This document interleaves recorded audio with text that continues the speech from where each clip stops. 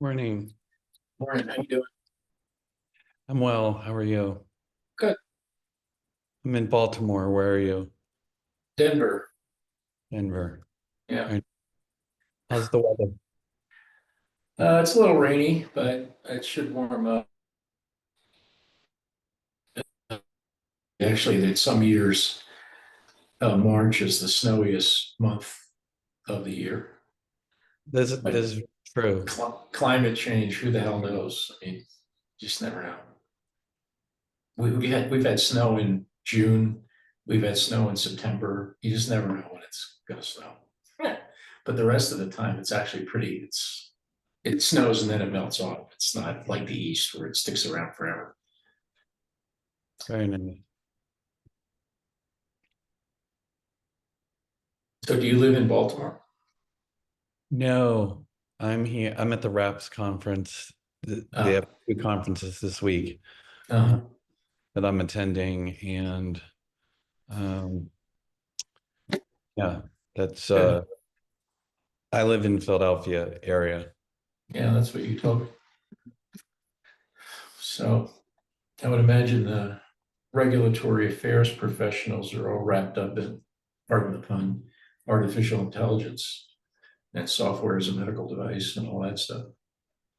Some of them are, and some of them are amazingly detached from that topic. Um, Well, that's a good thing to talk about today. it's the traditional implantable device companies, Yeah, are not particularly interested, you right. know. Um, They suffer what I call from craniorectal inversion syndrome. I know what that is. Yes, yes, that's quite a medical way of putting it. Yeah, they do. Um, and then like a day late and a dollar short, they'll be like, why didn't anybody tell us, you know, that this was coming? Yeah. Where is Joe? How many folks do you usually get to sign on to these? Oh, somewhere between 20 and 40, not a huge group, but they roll in the first few minutes. So that's why we're gonna start with um And then you upload it to a YouTube something where they can, or a podcast host where they can unload it exactly in video and in audio. uh video, Good. Like definitely. this. They see this. Yeah. Yes. Yeah. Yeah. There was an actually article today about has podcasting out podcasted itself? And the basic headline was that audio only podcasting has seen its day.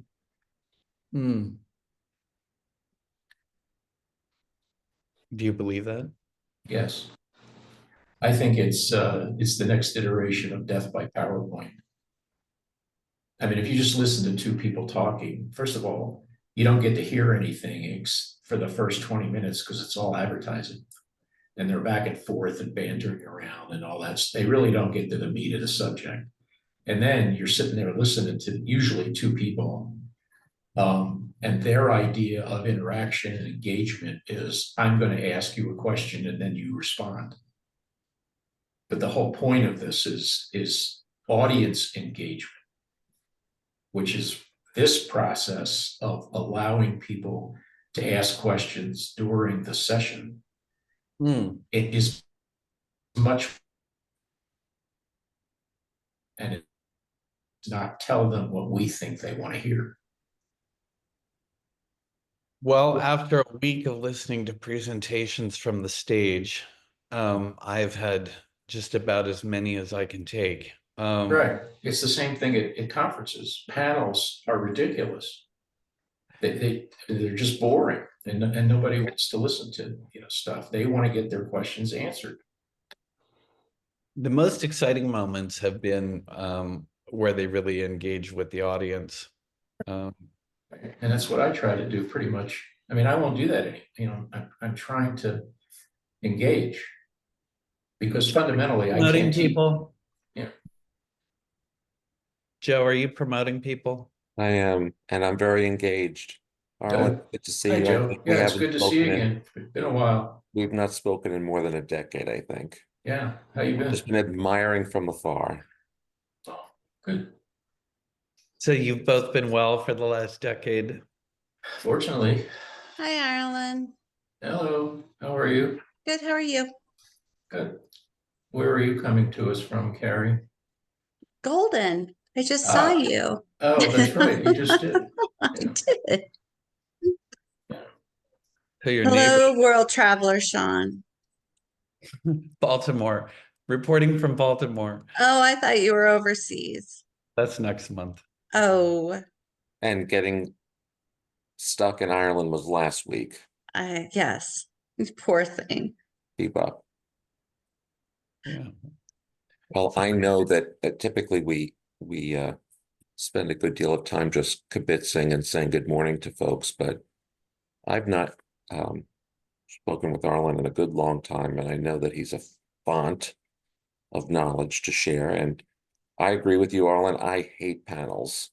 I've run 14 conferences and I stopped panels after like the second one. Um, there's just too much dead time, and heaven help you if you're one of the four people not speaking right now. You're just sitting up there for your turn in 10 minutes. And I've never enjoyed that dynamic. I'd much rather do what we're Right. doing here. Yeah. Good. I would like to introduce you to Muhammad, though. Sure. Fastouk means pistachio Yeah. in Arabic, and he comes from a deep pistachio family background. Yeah. And as a fellow Arab, I enjoy pistachios. And when he's not eating nuts, he is nuts. And Right. he is an expert in cybersecurity, and he Oh, good. works with Bold Type, Yeah. and they are the people I send Right. folks to when they need any kind of mobile Right. connectivity solution for medical devices. I think that's very relevant with the types of products that your audience is finding Right. worth discussing. Hi, Mohammed. Hi, nice to meet you, and thanks for Yeah. the wonderful intro, Joe. Yeah. Where are you, Mohammed? I am west of Orlando, Florida. Good. Yeah, actually, you know the guy who is on Shark Tank, Steve, whatever his name is. Um, no, Robert. Robert something. Oh, yeah, I can visualize who you're talking about. Right. So Robert, I was just at HIMSS, and long story short, uh, there's a whole other story, but he was a keynoter. He's telling a story about the history of Shark Tank, all that. Well, it turns out that I'd say about half of his presentation was an infomercial for his company. And his company is a cybersecurity company. And he actually made his first millions, I'm told, in cybersecurity. But his basic solution is what he refers to as lake houses. So the basic idea is that the problem is uploading all this AI and stuff in the cloud. And that presents two basic problems. One, cybersecurity. Two, cost. Because the more data you use, the more expensive it becomes to shuttle it up into the cloud. So people are using data lakes and data whatevers. So his cute little side thing is that we're going to bring the cybersecurity to you rather than you having to bring the cybersecurity to the cloud. Arlen, That's I'm it. sorry, I have to interrupt. Jose has a cute little side thing to show us. Okay. Isn't today some women's thing? From This like is International Women's Baby Month? Girl Month. This is Cal at number You're a 6. week late, Jose, for the Oh, Oh, long. cute. dang it. Was that last thing. week? I thought it was Yeah. 2 weeks in a I row. thought it's a month-long thing. She's You spoke over his applause line as you introduced your daughter. Oh, man. All right. What is her name? Oh, this is Calla Magdalene. She's 2 months old today. She's got so much hair already. I'm jealous. You Yeah. have plenty of hair, Michelle. What are you talking about? Do you know how much money I've invested in vitamins and scalp treatments and like all the things for like 3 years? That's why I have hair. Even Paul could have hair if I don't know. Dr. Myers, do you know of any solution that would give Paul D'Souza hair right now? Are you aware of anything on the market? Fine. I'm gonna Okay, take that as a let's no. let's take a moment to introduce our speaker. So, Dr. Arlen Myers is a physician entrepreneur and founder of the Society of Physician Entrepreneurs. Has a very storied career, and has I met him recently, and he is going to talk about the convergence of AI and medtech and what it's going to do to our little industry. And we had a fascinating talk a couple of weeks ago, and I thought that he would make a fantastic guest and that a lot of you are going to have things to add to the conversation. And I think this is going to be one of our better talks. That's all I'm going to say. And why don't you tell us a little bit about how you got to where you are? Um, Starting with I was born a poor child. Yeah, right. Well, thanks for the kind introduction and welcome to the group. So here's the short version. Grew up in Philly. Parents of Eastern European immigrant kind of thing. So it was like the immigrant story. Um, I went to med school and college back east, and then I'm an ENT facial plastic surgeon by training. I wound up finishing my training. I got recruited to Colorado, the University of Colorado, where I spent the next roughly 40 years being an academic surgeon. During that time, and so I was a typical academic surgeon, um, publish or perish, and all the stuff that academics do. So during that tenure, myself, again, short story, and several other people invented a gadget that optically detects cancer in the mouth. It's like a Geiger counter for cancer. And that experience kind of led me to where I am now. And I can go into all the details, but where I am now is that I don't see patients anymore. I stopped seeing patients in 2015, and I'll tell you why. But I wound up doing what I'm doing after multiple career pivots. I teach healthcare innovation and entrepreneurship. I consult and advise to multiple companies. And I co-founded and run the Society of Physician Entrepreneurs. The Society of Physician Entrepreneurs is an international, open, anybody can join, including anybody in this audience. It's an open ecosystem. So it's an international, open, nonprofit, 501c6c3, biomedical and clinical innovation ecosystem. And the mission is to help our members, $80 a year, cheap, help our members help other members get their ideas to patients. The problem we're trying to solve is that most white coats, data scientists, engineers, graduate students, doctors, anybody, health professional, every single one of them thinks they have a good idea. Most of them don't. It's just an idea. It has little or no potential commercial value. And even if it did, they wouldn't know what to do with it, Okay. including me. So that there's nothing worse than a reformed sinner. I was clueless because I thought it was a good idea. And that's what I did in the trenches. And I want a gadget that can detect oral cancer. And I don't want to have to go through some big rigmarole to do it. So we created this gadget, but we never got it over the goal line. And that frustration of getting it over the goal line led me to what I just described. I want to thank Paul while you were speaking. He shared 2 links for our friends to learn more about you, including a link to your paper. So thank you. for that. Yeah, thanks. Yeah, I'll put the link Arlen, it's to. good to see you again. Hi, how are you? Good, good, good. I was involved. We were chatting with Arlen 4 or 5 months ago with my involvement with a interesting company called Protexa Health.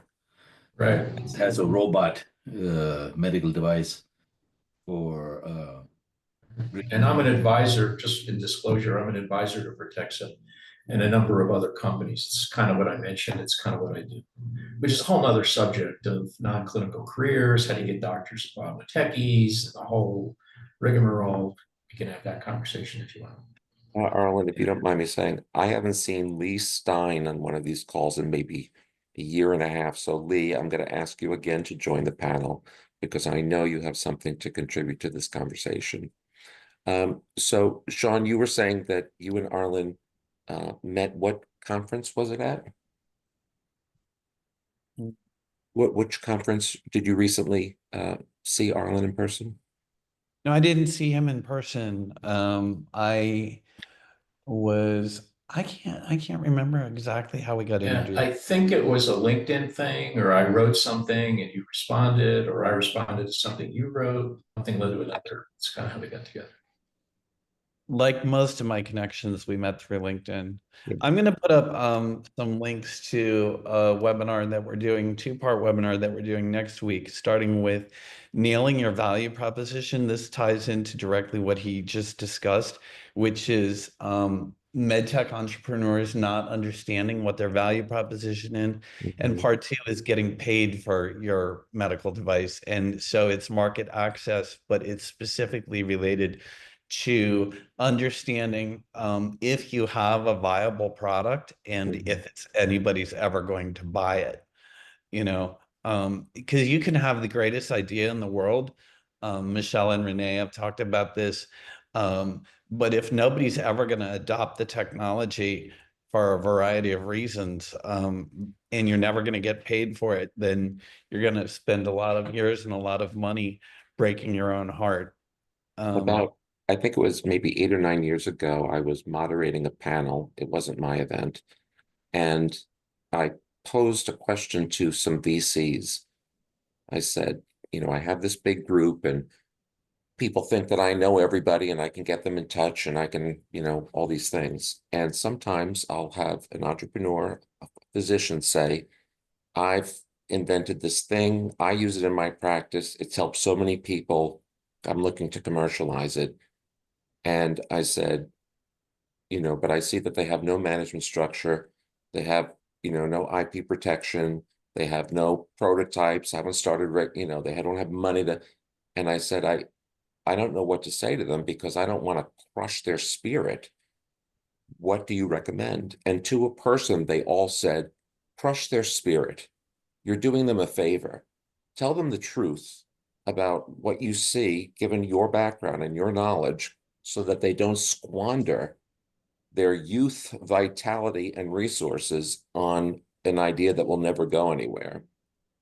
Arlen, would you agree? Yeah, I would. And it's radical candor, advisor, whatever. And if you're an advisor, that's what you get paid to do.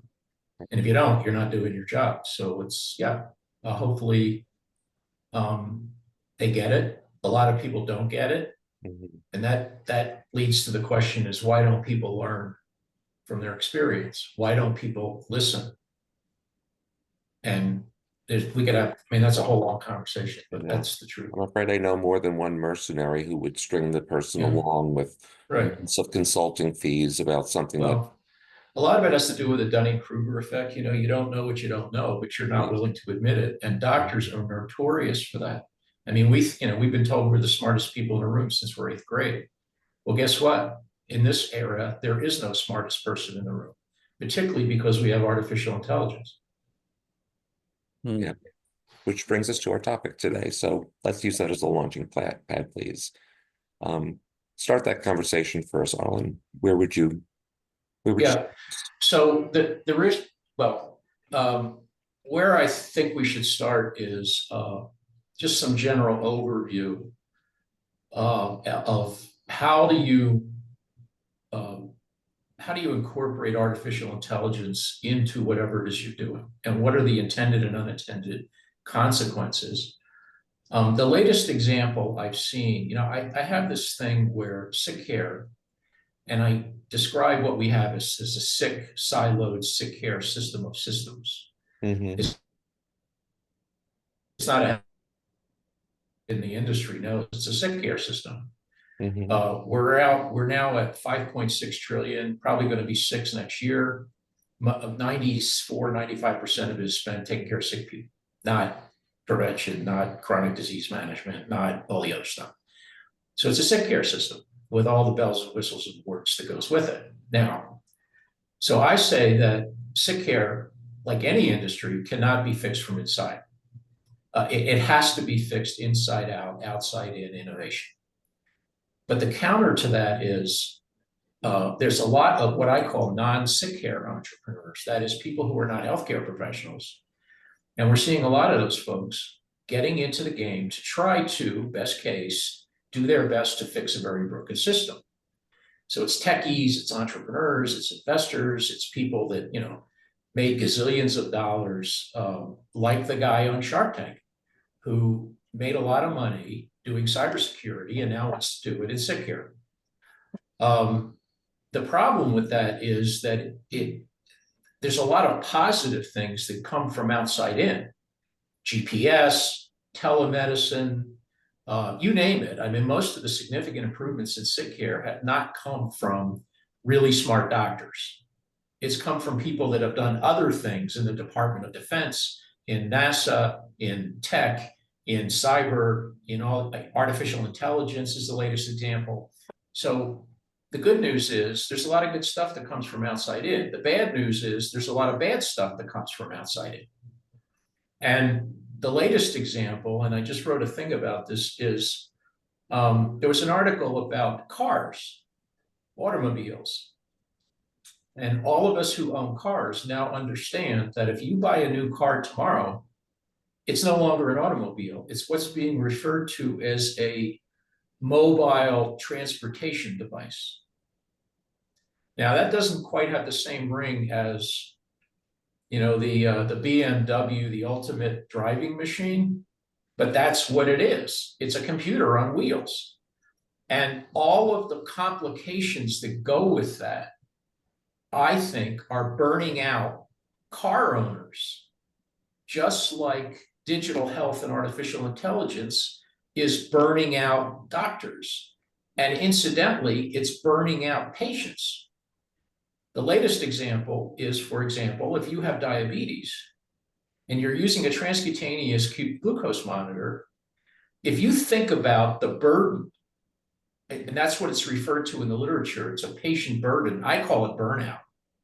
I have a friend who has diabetes. He uses a transcutaneous glucose device that's hooked up to an iPhone that tells the user what your glucose is at any point in time. Well, guess what? He doesn't comply with his diet. He doesn't comply with insulin dosage. So guess who assumes the responsibility of monitoring his glucose? His wife. Or it could be a person 1,600 miles away. So I think we need to rethink what I call with this AI med tech, and I call this biopharma tech med, not med tech. Sick care has become a data industry that happens to take care of patients. So it's no longer putting metal in a hip. It's a different deal. And you sort of have to understand, not the least of which is what I call the burnout impact factor of your device or idea or drug or digital health solution. Arlen, I think you're making an important point, and I want to make sure I track with you.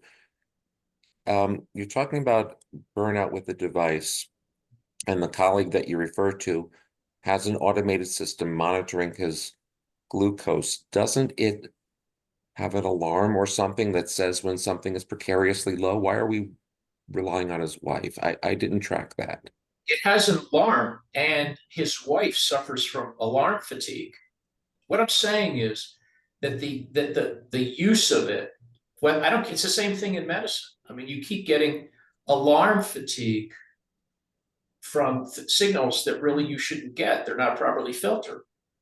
So it's the same, but she has to deal with it. And and that's just, I mean, that's a compliance issue. That's an adherence and compliance issue.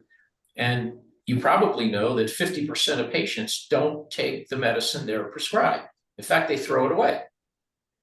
So who knows how many people actually use the device that they're supposed to use if it involves these various AI or digital health applications. If I could jump in just because I have the device, I use it in the diabetes device, and it has made a life-changing. I'm trying to get your point. I'm with Joe on this. Trying to get your point. So on one hand, you said the data is good because the data has changed my life, right? And you're right. The monitor goes off.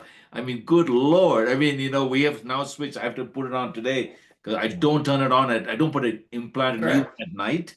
Right. There's a learning curve, and I can't sleep. The alarms go off at all the time and stuff like that. But my numbers have changed, right? So there's the benefit of that, Right. right? Does a Uh, Dexcom machine, But Paul? so what I'm saying is, it's this like I got to insert mine on. I got the Dexcom, yeah, it's like The a Dexcom. Dexcom. Right. Right. right?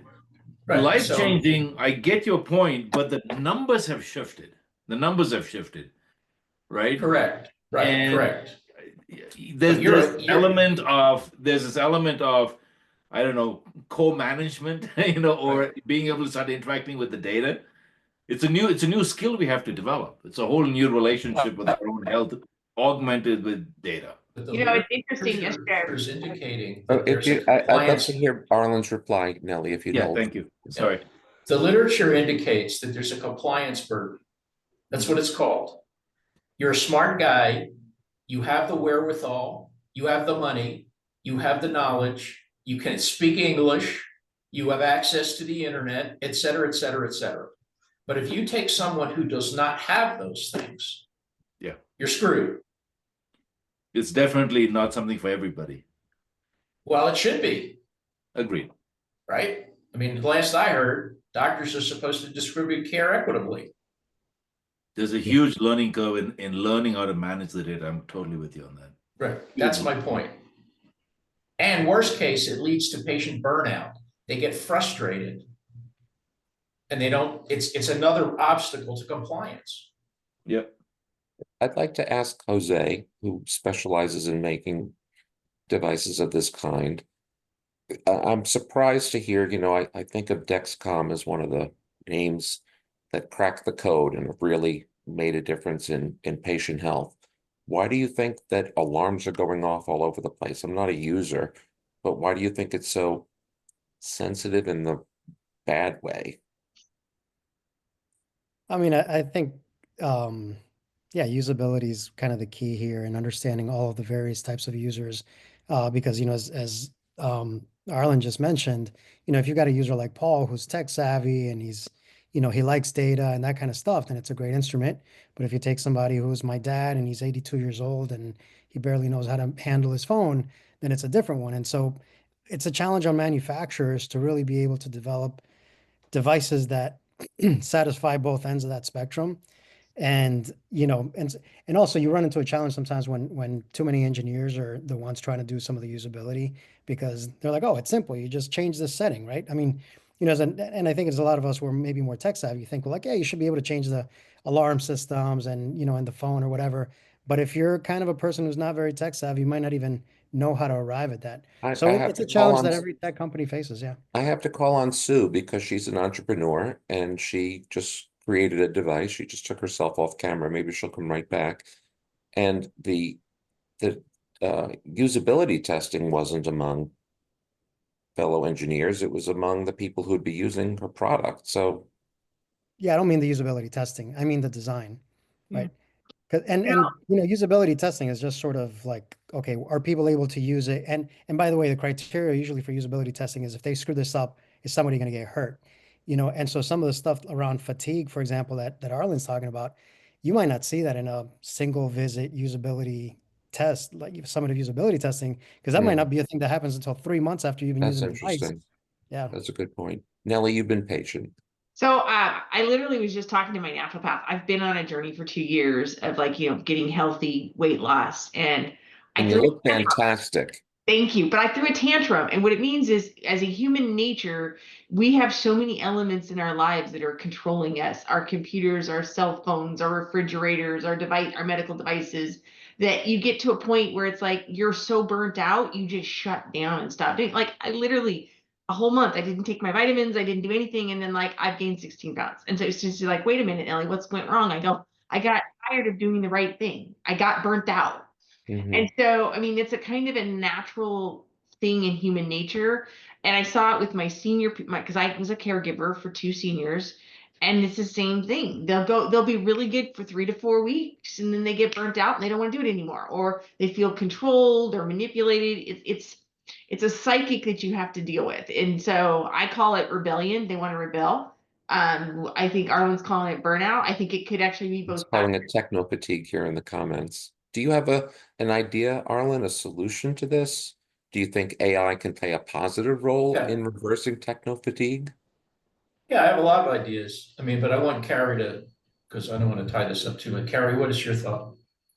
I'll tell you from the regulatory reason why we have all these alarms and crap, I'll call it.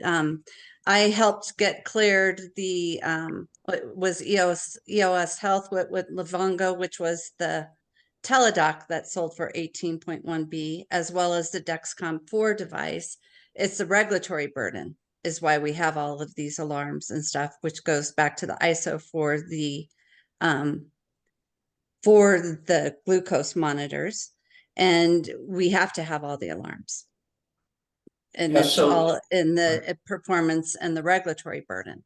right. And when we were trying to put all the alarms, when we were going into these when we were having them all to go over the counter, so we could have them, so you have them on your phone and they can go over the counter. That's what the FDA, we went back and forth probably 5 rounds with the EOS Livongo device so that it would be, we had the providers so that they could, it could be at the household, let's say, so you at Paul could do it at home. And you could push it to whoever you want to. So your wife could now be your care person to do it, if that makes sense. And so Reg affairs, to her point, the answer to your question, Joe, one is, I mean, there's a lot of ways to deal with this, but one is rethink reg affairs, particularly as it applies to software as a medical device.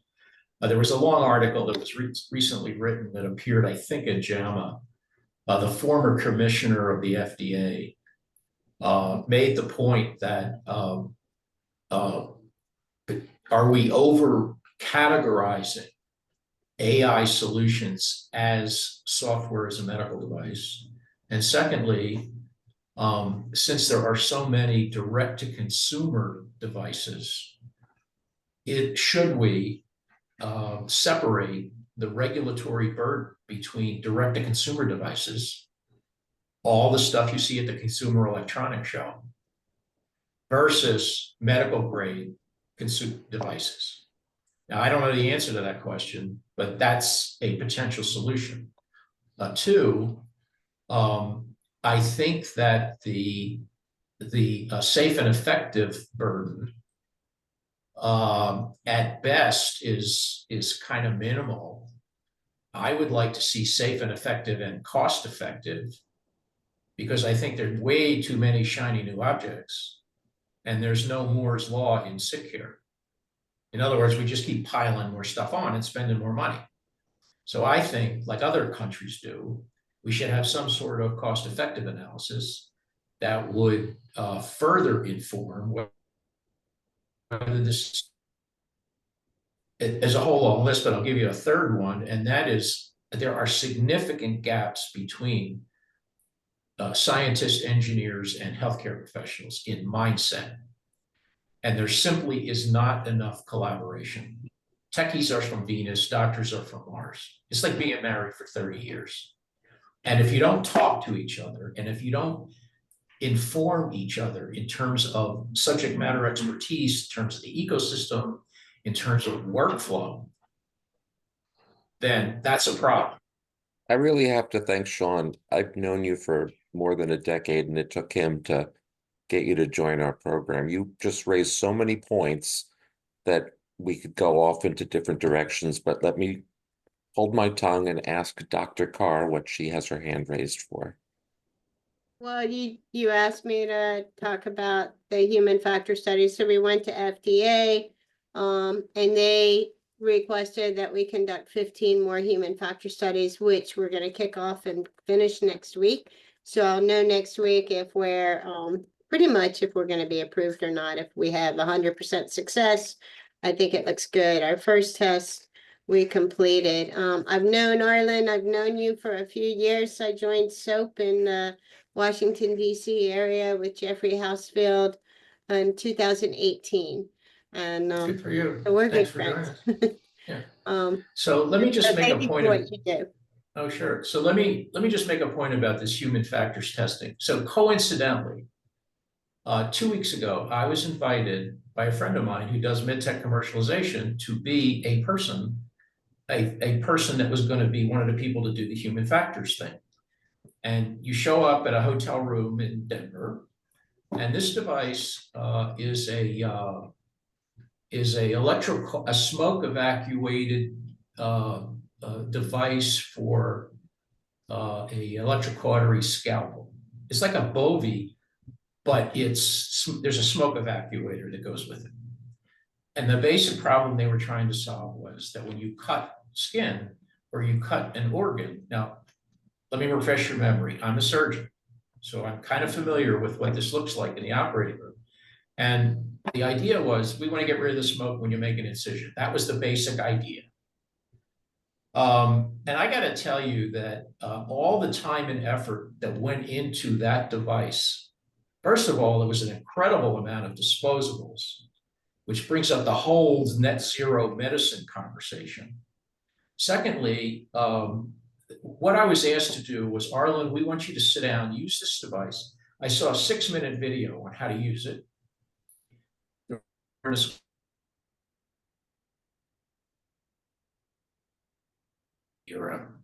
it was not a human kidney. It was some kind of meat or different textures. You make a couple of incisions and then you grate it. Well, I got to tell you that I think that's a pretty minimal bar. And I filled out the form and I said, as far as I'm concerned, this gets to Joe's question of what were you thinking? I mean, this thing is ridiculous. I can't believe that they spent all this time and effort and money. Now you're talking like my New York head. It's like ridiculous. Yeah. Well, I came from Philly, so we're kind of used to the same We're thing. both assholes. Sorry. Right, exactly. Just tell it like it is. You don't like it, don't talk to me. So, buy a pretzel. But the point is, I just thought it was so ridiculous. But that just adds cost. It adds regulatory burden. It adds inconvenience. It really doesn't help. So I just question that whole thing. And I guess that rule was recently changed or they had to upgrade it.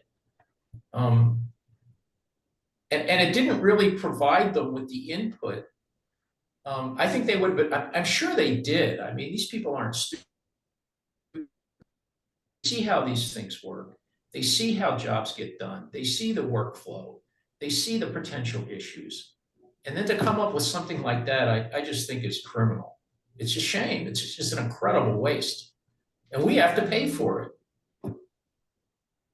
Victoria, if you take yourself off mute, I don't know if your camera's working. Oh. I think this is the first time you'll be contributing to our call. Introduce Yeah. yourself to the group and then share your thought.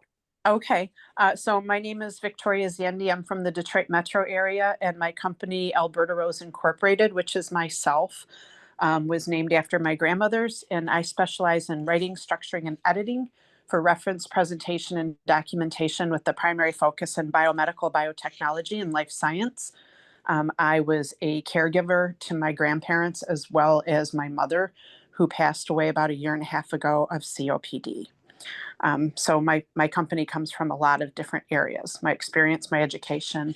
I'm an engineering physics major with a biomedical engineering intent, but I'm writer first. And really what I wanted to address with Dr. Myers was when you were talking about AI and the fatigue of AI within patients. And just for my opinion on it to contribute, people with conditions such as my father was a heart patient, and they're dealing with the condition as it is, which is a challenge. And then to have some type of artificial intelligence, within them and to deal with that. So I agree with him there, in that AI will never really replace a human because humans have created AI. So I think we'll always be one or two steps ahead of that, and to use it within the context that it was created. Let me just comment a little bit on this AI collision with medtech and biopharma. There's a couple of issues. One is, what are the success factors so far? Because we're in their infancy with this, but so far, what are some success factors that are associated with successful deployments of an AI solution in a healthcare environment? McKinsey is all over this. Most of the PwC people, they just every single day they write more stuff. And they actually came up with 10 best practices. But I will tell you that 2 or 3 of them that I think are pretty important are, one, governance. In other words, who is running the show when it comes to AI? Is it a CEO? Is it a chief AI operations officer? These days now, there's an international association of AI certificated officers. Is this everybody's business? So governance is a really important part, and particularly with the CEO buying into the deal. Now, let me remind you that the 2 biggest issues, and I'm talking to these people. In fact, next week, I was asked to be on a panel to talk about what do members of boards of directors of healthcare organizations need to know about artificial intelligence. And that's a whole other conversation. But the point is, this is about risk management. And the risks involved with the deployment of artificial intelligence to sick care are substantial. I don't need to tell you that. But the board of directors, in many hospitals, do not know anything about healthcare, let alone artificial intelligence. Particularly in rural areas, small community hospitals, they're paragons of the community. They're appointed to the board. God bless them. The hospital is a pillar of the community, but they really don't understand what's going on. So there has to be education at the board level in terms of analysis and risk mitigation for AI at the board level, let alone everybody else in the food chain. The second thing is you have to rethink workflow and process mapping, because it's just garbage in, garbage out. If all you're doing is automating stupid, wasteful, potentially harmful processes, you just make it work. And actually, when you look at the analysis of successful deployment, those 2 things stand out. There's a whole bunch of other stuff. And for example, there are AI councils now. What do you do about the ethics of AI and AI risk management to patients? Do you need a separate artificial intelligence IRB when it comes to approving IRB things and risk to patients? Do you need a separate ethics committee that understands the AI ethics part, not just should we pull the plug on grandma in the ICU? So there's various big picture topics that people are trying to get their arms around. And finally, this whole issue of return on investment when it comes to AI in medtech and biopharma or in care delivery. My take home at this stage in time is, at this stage of the game, in some respects, it's a fool's errand trying to define ROI, particularly the money part. So in a couple months, I'm going to be speaking to annual healthcare financial management association, which is going to have their annual meeting in Denver. A bunch of CFOs of all the hospitals around the country. And they want to know, I have two problems. How will AI solve this problem? One, we're running on fumes and razor thin margins. That is decreasing reimbursements and revenues and increasing costs and labor costs. And two, we can't find people to work here and stay here. So how does artificial intelligence help me solve those two problems? So I really think we need to get real with this. Hospitals are going under. People are quitting the profession. Patients are suffering. The sick care system is getting sicker. And we're applying this artificial intelligence, in my opinion, snake oil sometimes, to solve problems that really are pretty far down the list. So I'll just get some response from that.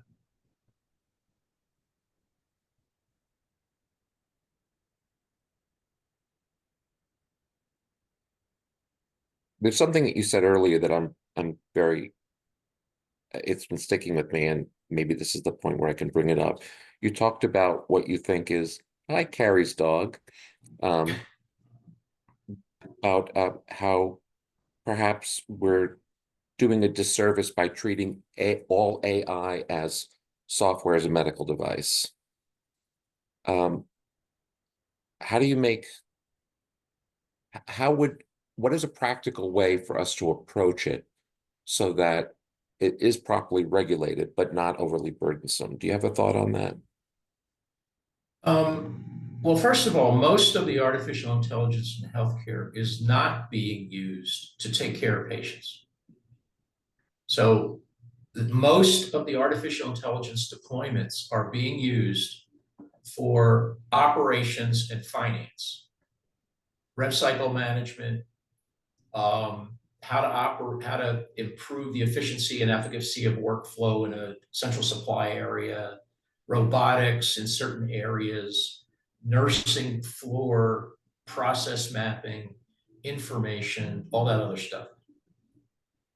The actual use of it in medicine in terms of taking care of patients, so let's just be clear that there are over 1,000 now FDA cleared software as a medical devices.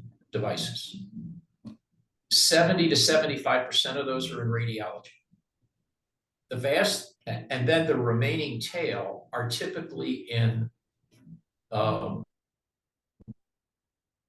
computer vision, dermatology, scanning to determine melanoma versus non-melanoma, ophthalmology, retinal scanning to detect early diabetic retinopathy, pathology, auto diagnosis of pathologic specimens or frozen sections in the operating room. So these are pattern recognition applications. They're used mostly for diagnosis. When we get into clinical decision support, in other words, the difference between generative AI and predictive AI, very few doctors trust it. And actually, there are very few that are actually deploying it at scale for clinical decision support, because at the very beginning, there was this big thing about Epic rolling out a sepsis predictor model that was wrong. Mm-hmm. And people got sick and died. So we're so risk averse that I think we kind of need to separate the wheat from the chaff and use it where it's applicable and rethink how we're going to use it actually in clinical practice. Are you going to or speaking at Daniel Kraft's next? Unfortunately not. He was nice enough to invite me, but no, I'm not. It's Health Tech in San Diego at the Hotel Coronado. But yeah, he has a good meeting. Yeah, we were there. We were there at HIMSS. But no, I'm not going to be there. That's going to be a rich topic there. What about the notion that you brought up about potentially regulating consumer-facing devices versus medical-grade devices differently. Right. So I have a home blood pressure cuff. Fortunately, my blood pressure, I take medicine, it's better. But I got to tell you that first, I'm not sure whether it even works. And as I understand it, the regulatory approval of a home blood pressure cuff allows the manufacturer 20% leeway off the ground truth. So when I go, if I go, another story, to an actual doctor or a facility to have my blood pressure measured through a standard sphygmomanometer, you know, the auto one that you see that the MA does when you go into the office. Mm-hmm. I don't know which one to trust. I don't know whether I should trust the one in the office or should I trust the one at home. And the the American Heart Association, the American College of Cardiology, a lot of folks have looked fairly specific. They are measure of people's blood pressure. And in many, many instances, there are ones that just didn't make the grade. They didn't get the good housekeeping seal. They are not in consumer reports. And so the AMN, the AHA, and the ACC, they recommend certain products. But I can tell you, and I do this on a fairly regular basis, whether it's standing or sitting or lying down or what time of the day or which arm is it and is the cuff on right and all that other stuff. So to answer your question, I think we need to do a better job of validating and verifying the specs to these things. And two, we're not talking about, you know, a washer or a dryer. We're talking about something that people are using to live longer. And I don't see why we have a separation between consumer devices. I'm not even sure what that means versus a medical grade device. What difference does it make who uses it, whether it's a nurse, a doctor, or a patient? I think it should all have the same standard of validity. But you're advocating for them being. Yes, I'm advocating for the industry, and if they don't do it, the FDA is going to do it, to make sure that patients are using things, particularly as care is migrating away from the hospital. That makes sense. That they're their nurses now, they're their own doctors. People are doing more DIY medicine. Would the standard of what you're using to take care of yourself be any different than if a doctor did it, or a PA for that matter? The doctor isn't going to do it. In reality, the PA does it. I have to You say, can get to see a doctor. to those of you who are watching this recording, this is a great example of why it's good to show up live, because we've been having a rich discussion in the chat that's too much to share here. So join us live next time if you can. Sue, you wrote The White Coat Syndrome. I'm not familiar. I think Arlen probably knows. When you go into the doctor's office, you're rushing in, you're late for your doctor, you sit down, you wait a few minutes, and then the doctor says, quick, go here, and then you walk down 3 or 4 hallways. Finally, you get there, you sit down, and as soon as you sit down, the nurse takes your blood pressure, and it's high. When you just took it an hour ago, and it was at home and it was low. So a lot of people get nervous about their blood pressure when they're in the hospital. They see a white coat and their blood pressure skyrockets. But it's just temporary. So I think if there needs to be training done with the nurses to say, hey, don't take your blood pressure right away. Sit down, relax, then take the blood pressure. Right phenomenon. And actually, as I said, there are a lot of other factors that go There's so many variables. what's going to happen to your blood. Did you have coffee? Are you lying down? Are you standing up? I mean, it's just a lot of variables.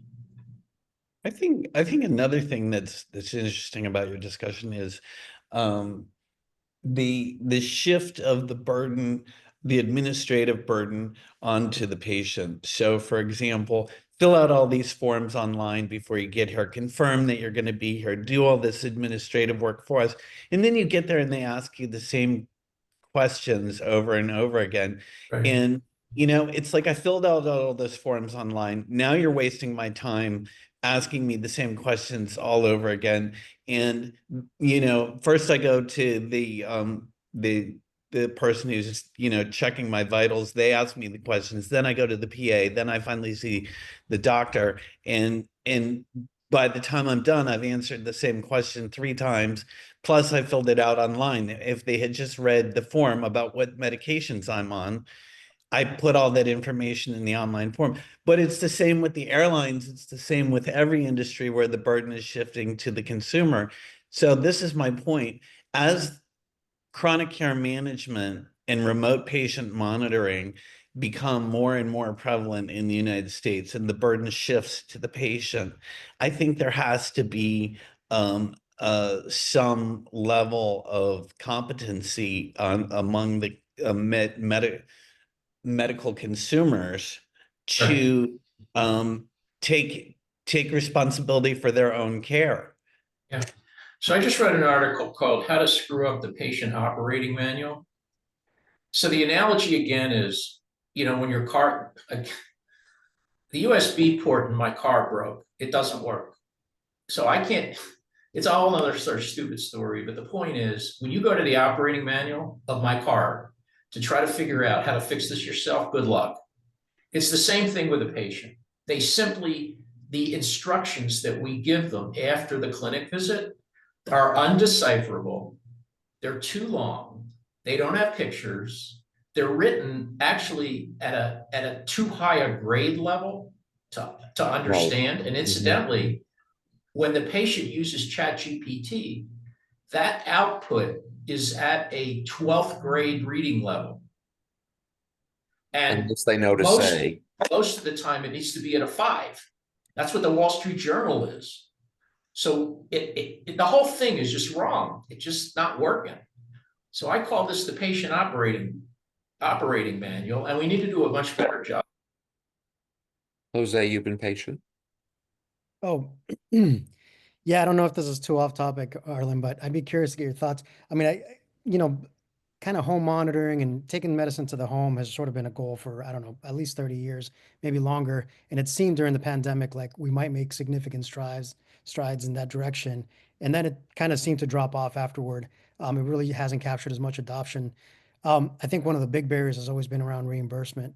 And I'm just curious, what impact are you seeing with AI on both just the larger adoption of treatments and diagnostics going to the home, and then also if you're seeing on the reimbursement side some movement that makes it so that you can start to see the light at the end of the tunnel of that becoming a reality. Well, a couple points. One, again, there is no Moore's law in sick care. In other words, we just keep piling more stuff on. Used to be, you had a problem with your hand, you got an x-ray. Now you get an x-ray, a CT scan, an MR scan, a PET MR scan, and a God knows what else. And it's an enormous amount of money. And it really doesn't give you, except in certain circumstances, that much more information. So I believe AI is certainly adding cost, and it's trashing the planet. And I'm not sure it's really solving a whole lot of problems, with certain exceptions. So so I think it's going to it is driving up costs. Now, in terms of reimbursement, now who knows what's going to happen with this administration, but in terms of reimbursement for using artificial intelligence technology, and the example that I'll give you is if you've had a screening colonoscopy recently, you'll probably, after the doctor or whomever does the procedure comes out and talks to you, they give you a picture of the inside of your colon. And so it's a video picture of all that. And artificial intelligence is being used in many instances to screen for dangerous polyps that might otherwise have been overlooked by the endoscopist. So that brings up a lot of questions. Number one, did you give the doctor approval to do that? To use artificial, did you give understood informed consent? Informed consent is not understood consent, whole nother topic. But did you give consent for the doctor to use artificial intelligence to do this? Second, who pays for it? I mean, do Is that included in the colonoscopy, or is it going to be a separate bill? Is there going to be a separate facility fee for it, or you're going to be stuck out of pocket? Who's paying for this stuff? Third, should it be reimbursed by a Medicare system that's going to bankrupt the country in 5 years? So nothing is free. So that's why I'm saying I guess the argument is that there should be cost reductions, right? That if you're, if you've got a machine that's making the job of the physician more efficient, or that's like we all have stories about stuff, right? Like right. my dad's diabetic, he's in a wheelchair. He had surgery a couple years ago, and I remember taking him to the doctor to see a neurologist because he was having a problem with one of his legs. And it literally took us like 6 hours all in, between me driving up, getting him in the car, Right. taking him over there, unloading him, waiting for the Right. doctor for a 5-minute conversation that could have been done from home or probably could have been done by AI. And it's so, from the patient side, you get this frustration of like, hey, some of the costs and inefficiencies aren't just in the medical system, they're in the patient and the caregiver system. And you kind of have the hope that a lot of what doctors do is algorithms, that AI over time can take some of that load off, and it could result in cost reduction. But you're talking about two different things. You're talking about patient experience, you're talking about physician experience or caregiver experience, and you're talking about cost. One is not related to the other. And when was the last time you saw your health insurance premium go down, despite all of the technology that is employed? It doesn't. It doesn't get translated. And that has to do with the system. That has to do with how things are paid for. You understand that. We have because we're in the age that everyone has an expectation of why can't you deliver care like Amazon delivers packages? So we have a much higher bar to cross. And because of what I call the craniorectal inversion syndrome, sick care is incredibly change resistant. Yeah. Administratively, we're almost at the top of the hour. We have 2 hands up. Let's see if we can, Victoria, if you could be concise. Sure. I'm just going to say it briefly. I just agreed with what everybody said when they kept talking about, just from my experience in taking care of my mom. Like Sue was saying, you fill out the form online, and my mom would sit with me, and she was basically at the end of right before she passed from COPD, about a year or so. And then you go in the doctor's office and they want her to do it again. So just that repetitiveness. Thank you. Yeah. Paul, and let me just point out that the last time I got on a chat, or the last time I got on a phone call trying to get tech support or anything in industry, it's the same deal. They don't get it right either. They ask you for, in order to give you better information, give us your social security number, your credit card number, whatever. Guess what the first question they ask you What's is, your social if you security get to a number? person, I know it's maddening. what's your social security number? It's maddening. maddening. Right. It's just Paul, maddening. you wrote a comment. You want to share that with the group? Well, yes, we have all this tech coming in, right? I mean, devices, forms, this, that, AI. A question to you, Dr. Arlen, do you see this tide fading back in where we get a maturity model and the tech starts to fade away and we can become more human in our medical practice and the experience, like this white coat thing, and right? I mean, do you see care becoming caring? So do I see this happening in the future where we won't even be having this conversation? Because the technology, when we get it right, will be so embedded in the care process, you won't even notice it. All you want to do is drive your car to get from A to B. You don't care how it works. You don't care how all this stuff happens. You just want to get from A to B. So it's going to be in the background, as it is in many instances now. Secondly, I think that in terms of cost and in terms of the sustainability of the system and actually getting back to caring rather than just health care, that I see a positive flow from younger generations. I deal with a lot of medical students, residents, people in pre-med, engineers, that kind of stuff. They're pretty juiced about wanting to change the system. You remember how we were when we wanted to change the system when we were 20-something years old. Right. So they're pretty good at wanting to do this, and they're very tech savvy. And they're already using large language models, much like the early days of the EHR when people were bringing their own laptops, because then you had your own bring your own computer cybersecurity issues. Same thing. So we've seen this movie before. I think we're going to have to be patient with letting people like me and older, laggards die so that the young generations can actually fix this thing. Now, the final point I'm going to make is that private practice is on fumes. So if I was in private practice for a number of years, and I believe that the corporatization of medicine, the consolidation of medicine, the private equity influence of consolidation and how the business model works, statistically and in the literature, hasn't done us any good. It's raised prices, it's restricted competition, and it's compromised care. So how do we fix that? I think we're at the point where maybe 20–25% of the private practice floor has been reached. I think people are fed up with working for the man. I think that they're suffering moral injury. And I think that they're going to go back to private practice now. So to get to the point, I think that will be the riches in the niches. There still will be standard corporatization and rates of physician employment. But I think the new frontier will be a reinvigoration of what I call private practice entrepreneurship, not private practice management. That's an operations function. Would that be closer to concierge medicine and stuff like that? Well, that's a different business model. And to that point, I do not believe concierge medicine is scalable. It's too expensive. It's about 6% of primary care. People simply can't afford it. It's 1% medicine. It's for people who can afford it to do it. It's not something that's going to solve Medicare. Yeah. Yeah, it's just not going to work. It's a niche play. It's not going to solve the big picture and be scalable. I have to ask, I know we're out of time, but you went and said something provocative again.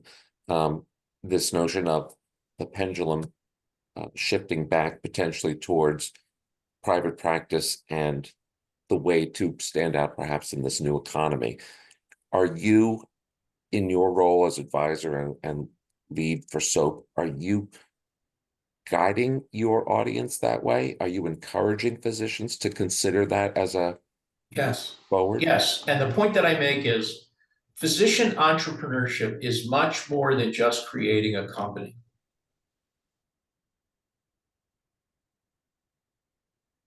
The deployment of innovation using a viable business model. And you can do that as an intrapreneur. You can do it as a sick tech or a tech entrepreneur. You can do it as a social or public health entrepreneur. You can do it as an edupreneur. And you can do it as a private medical practice entrepreneur. You can't do it the old way. You just simply cannot do it the old way. The rules have changed. So the mindset is the beginning. The medical clinical mindset is different than the entrepreneurial mindset.